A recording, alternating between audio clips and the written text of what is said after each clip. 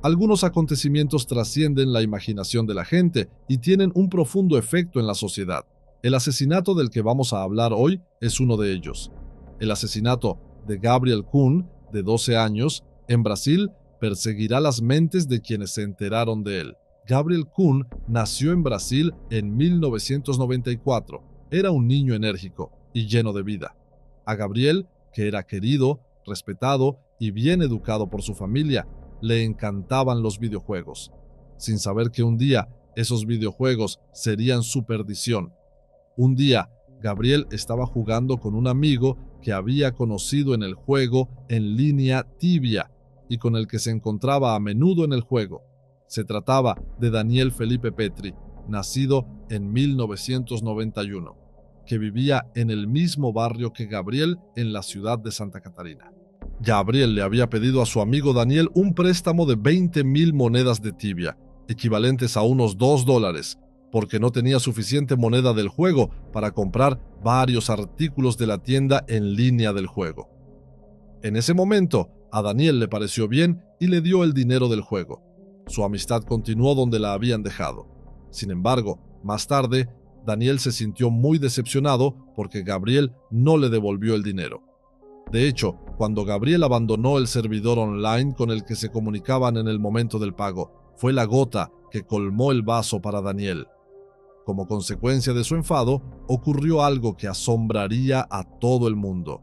Era el 23 de julio de 2007.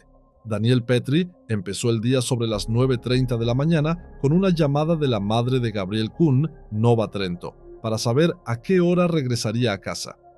Así supo de cuánto tiempo disponía para el enfrentamiento previsto. A continuación, se preparó para ir a casa de Gabriel Kuhn con la excusa de arreglar las cosas. Gabriel se sorprendió cuando Daniel llegó a su casa, aunque al principio dudó sobre si dejar o no entrar a su amigo virtual. Sin embargo, Daniel no tardó en convencerle de que su antiguo compañero de juegos había acudido porque quería resolver su disputa. Daniel Petri entró en la casa y luego en la habitación de Gabriel. Sin darse cuenta, ya había cerrado la puerta exterior. Conmocionado por la primera bofetada, Gabriel no podía comprender los acontecimientos, pero se dio cuenta de que dejar entrar en casa al compañero de juegos virtual que creía conocer tan bien había sido la decisión más equivocada de su vida. El enfurecido Daniel no se detuvo, no tuvo piedad. Siguió atacando. Estaba tan dominado por la rabia que sus acciones no eran suficientes. Ignoró las promesas de Gabriel, quien le había asegurado que le contaría a su madre lo que había hecho, porque Daniel sabía que la madre de Gabriel no volvería a casa en mucho tiempo. Las sábanas de la habitación ya estaban manchadas con la sangre de Gabriel que tenía, pero Daniel Petri no tenía razón para detenerse. Había violado a Gabriel Kuhn. Sin embargo, sintió que debía silenciarlo. Arrancó los cables eléctricos a los que había echado el ojo y los enrolló alrededor del cuello de su víctima. Lo estranguló hasta inmovilizarlo. Necesitaba deshacerse del cuerpo de su amigo, al que creía haber matado. Recorrió la casa y decidió que el lugar más lógico para deshacerse del cuerpo del amigo que creía haber matado era el desván. Intentó arrastrar el cuerpo de Gabriel hasta el ático, pero pesaba demasiado para Daniel. Al no poder cargar con el cuerpo, empezó a buscar una forma alternativa. En ese momento, la sierra que encontró en la cocina fue la forma cruel con la que Daniel creyó poder hacerlo. Cogió la sierra y volvió junto a Gabriel, al que creía muerto, y empezó a cortarle las piernas para separarlas de la parte superior del cuerpo.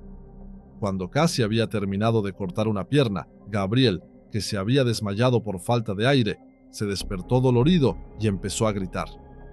Daniel se sorprendió al darse cuenta de que Gabriel no estaba muerto, pero los gritos no lo detuvieron, sino que lo aceleraron. Cada vez más rápido y con más fuerza, mientras movía la sierra de un lado a otro, Gabriel Kuhn volvió a desmayarse, esta vez de dolor y por la pérdida de sangre. Cuando su cuerpo quedó completamente partido en dos, Gabriel Kuhn, de 12 años, ya estaba muerto. Después de tallar los símbolos del juego Tibia en el pecho de Gabriel, Daniel intentó meter el cuerpo en el ático, pero no cabía. Mientras que la parte superior del cuerpo de Gabriel estaba en el diminuto desván, sus piernas estaban en el centro del pasillo. Justo al lado estaba la herramienta del crimen, una sierra para metales. La escena del crimen, que parecía sacada de una película de terror, estaba cubierta de sangre. Daniel Petrie huyó del lugar sin pensar en limpiar el desastre.